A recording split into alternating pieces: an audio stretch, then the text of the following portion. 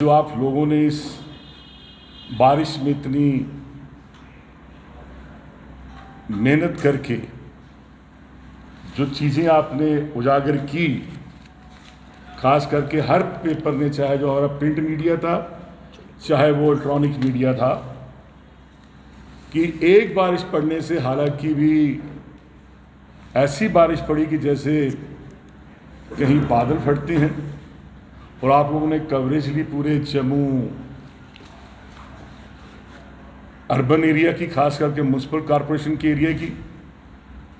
आपके माध्यम से मैं गुजारिश करना चाहता हूं सबसे पहले एलजी साहब को कि सबसे पहले इमीडिएटली मेयर और डिप्टी मेयर को शेक करना चाहिए, हटाना चाहिए, कि जिनकी वजह से कल बहुत ज़्यादा नुकसान झेलना पड़ा हमारे जम्मू के लोगों को, खास करके जितनी भी म्यूनसिपल कॉरपोरेशन का जो एरिया है, या इन्हें अपनी शर्म महसूस करके खुद रिजाइन दे देना चाहिए कि जैसे लास्ट ईयर नुकसान हुआ था जम्मू के लोगों को, चाहे वो कंटोनमेंट का एरिया था, चाहे जम्मू ईस्ट का था, चाहे जम्मू वेस्ट का था, या सराउंडिंग जो एरिया हमारा था, कितना नुकसान लोगों को उठाना पड़ा। इवन कि मेरे जम्मू ईस्ट एरिया के अंदर मोहल्ला मल्होत्रा में जो डाकखाना है, वहाँ एक मकान गिर गया, और या इन दोनों लोगों को, क्योंकि ये जिम्मेदार लोग हैं, अपने आप को फादर ऑफ द सिटी कहते हैं, तो शरियाम पब्लिक से माफ़ी मांगनी चाहिए। बारिश होने के बाद, बाढ़ आने के बाद, नुकसान होने के बाद आप लोगों के घर जाओ कि आप ये कहो, बहाने लगाओ कि भी लोगों ने इंक्रोचमेंट किया है या कुछ किया हुआ है। लेकिन पिछले 7 बरस से, 2014 से लेके आज तक ये लोग सत्ता में हैं, चाहे दिल्ली के अंदर चाहे जम्मू के अंदर, तो उनको पब्लिकली माफ़ी मांगनी चाहिए।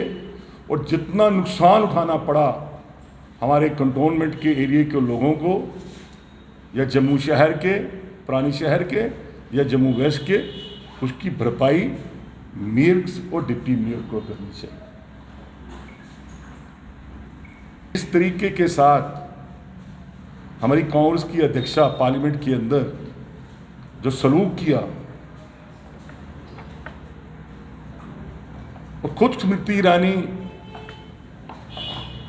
पार्लियामेंटेरियन हैं और मिनिस्टर हैं, और जो भद्दा बिहेव किया उन्होंने पार्लियामेंट के अंदर, उसके बाद पार्लियामेंट से जब बाहर निकले, क्योंकि ये वो बुखलाई हुई है, उसका कारण एक आप लोग पत्रकार बंधु जानते हो कि पिछले दिनों जो गोवा के अंदर एक जो बड़े बड़े फेमस है फूड ब्लॉगर है, वो फूड ब्लॉगिंग करते हैं, तो उन्होंने गोवा में जाके भिन्न भिन्न पूरे हिंदुस्तान में घूमती कि भी खाना कहाँ कैसा कैसा खाना नहीं।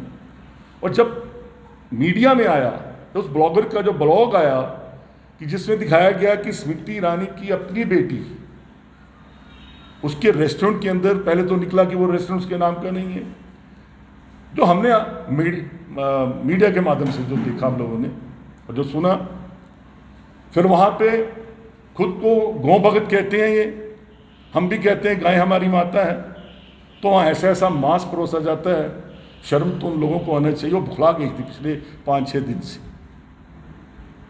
उस बुखलाहट में ऐसा नहीं बोलना चाहिए।